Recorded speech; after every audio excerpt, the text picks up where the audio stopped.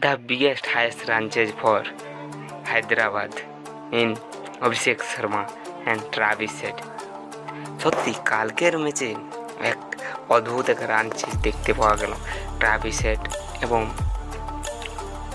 অভিষেক শর্মা। মনে হচ্ছিল না যে কালকের ম্যাচটা কিন্তু সে জিতবে। সে 55 বলে 141 রান করে তোলে এবং এখন পর্যন্ত সে দ্বিতীয় run chase IPL 2024 run chase এবং 2025 মোট অভিষেক শর্মার 10টা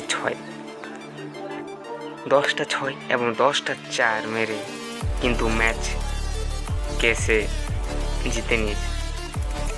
ট্রাভিস হেড আউট হলো হেনরি ক্লাসেন কিন্তু ম্যাচকে কিন্তু ফিনিশার রূপে দেখিয়ে দিল। অরেঞ্জ ক্যাপ সত্যি এক অদ্ভুত রান চেজ করতে সফল হয়েছে। সব থেকে তার ব্যবধান যেটা হলো অভিষেক শর্মা, সত্যি সে দেখিয়ে দিল যে ম্যাচ কিভাবে জিততে হয়।